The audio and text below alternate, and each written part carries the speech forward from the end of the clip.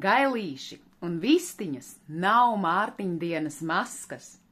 Tā ir kaut kāda bišķi tā kā ņirgāšanās par Mārtiņdienu. Apskatieties, palasiet gan folkloras krātuvē, Garamantās LV, gan masku grāmatās, kuras nu jau ir vairākas, kādas izskatās Mārtiņdienas maskas. Ko iesākt ar bērniem, kuri grib maskoties un vilkt zaķīšu, kaķīšu, pūcītes, vistiņas un gailīšus, vai arī vecāki grib, lai viņi velk, jo vecāki paši nav gatavi maskoties.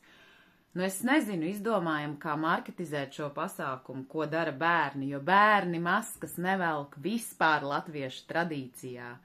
Viņi skrien līdzi, ir jautri kopā ar vecākiem, iet rotaļās, min mīklas, spiedz, kliedz, piedalās, bet nevelk maskas, tā kā nekādas gailīšas un vistiņas, tas ir izsmiekls par Mārtiņdienas tradīciju, gailīši un vistiņas. Gailītim cērt kakliņu, ar gailīšu asinīm zīmē krustus aizsardzībai uz durvīm un uz palodzēm, paši iedzer pa malciņam, gailīša seksti kājas, sarkanās kājas, kurām ir mītiskā nozīme, nes un ziedo svētajā vietā, bet neģērbjas gailīšu maskās.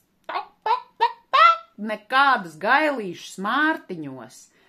Ja kāds, kurš kopi latviešu tradīciju, velk mugurā vistiņas vai gailīša masku, viņš vienkārši pierāda savu nezināšanu.